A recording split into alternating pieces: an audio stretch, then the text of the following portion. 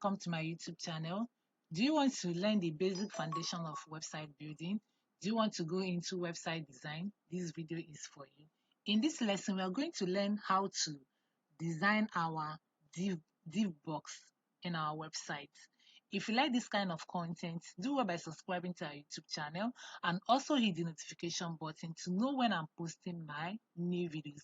Let's jump into learning how to design our div in our website. What is a div? A div defines a division of a container that helps organize and group elements together.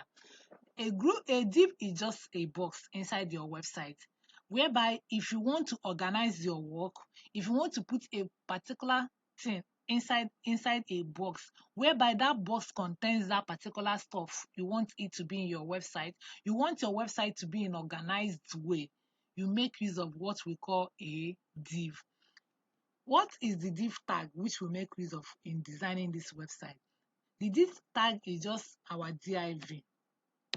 This is our div tag.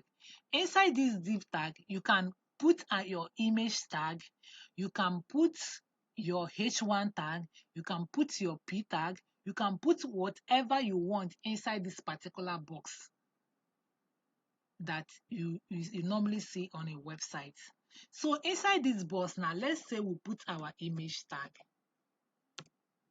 So inside our image tag, I told you before you create an image inside your website, you have to have an image folder which contains that images that you want to insert in your website.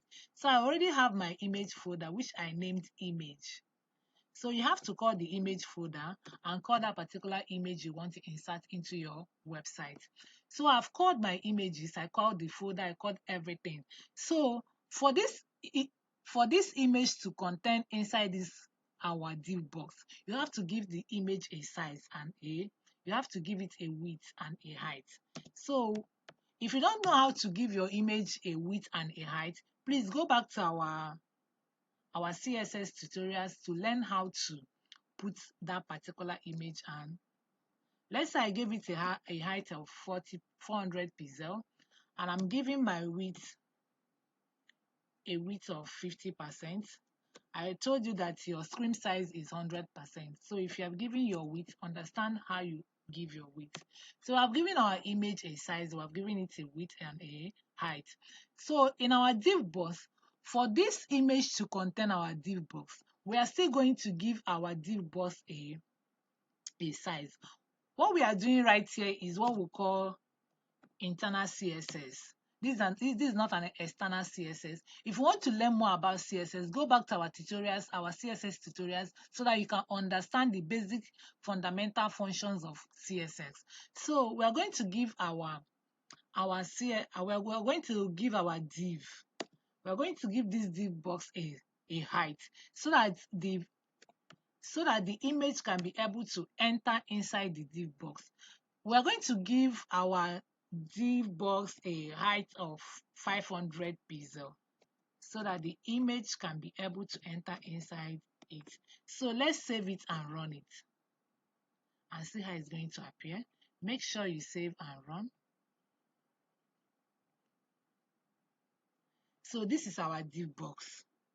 This is our div box which contains an image.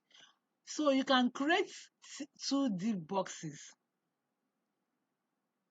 You can still create two different div boxes that will be in that same particular line.